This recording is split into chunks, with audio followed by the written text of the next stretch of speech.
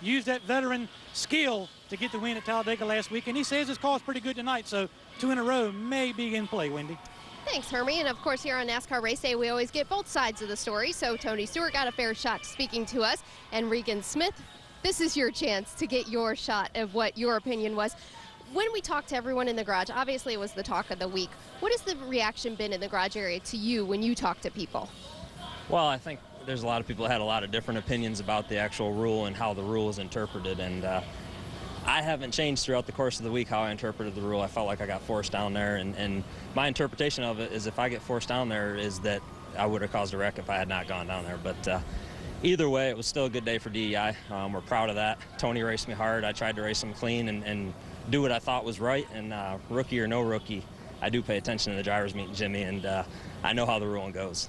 And we just heard from Tony. You weren't able to hear it, but I was kind of giving you a synopsis of it, of what he said. And basically, he said that you did a good job as a rookie. And when you look at the rookie standings and look at everything that's happened this season, Regan, you have to be happy with where you stand in the overall picture.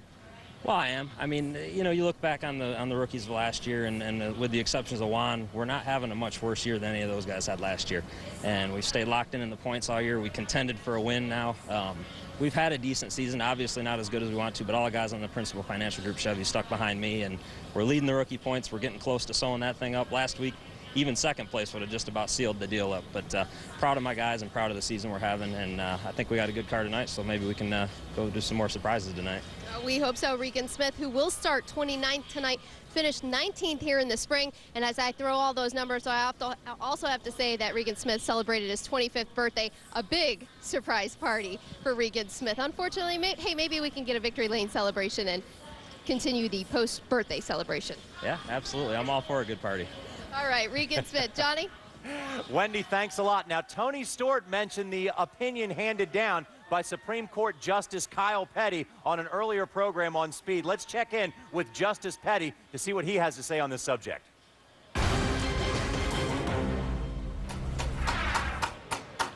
Listen, you guys, I watched you guys last week, and let me tell you something. Where did Jimmy Spencer go?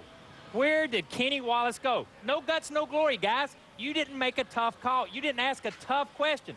Ask Tony Stewart, what would you do in that position, Tony Stewart? Let me tell you what he'd have done. He'd have put Regan Smith in the 3rd row, and that's what Regan Smith should have done to Tony Stewart. Regan Smith wins the race. Tony Stewart blocks twice, he's 18th. Regan Smith wins the race, gets the trophy, gets to kiss the queen, cashes the check. What happened to Kenny Wallace? What happened to Jimmy Spencer? Where did you guys go? Where's your opinion? You're sitting on them. Get up off your opinion and voice it. Hey! I think he just called you guys out. He did not pay attention to victory lane. I said that if Tony Stewart was in the other car, he would have made sure he won the race and not went below the yellow line. My point was made, Kyle. You're wrong.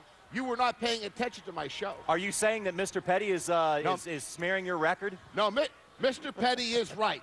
Fans, I'll tell you this quickly, closing comments. Tony Stewart, a lot of experience. Regan Smith didn't have it.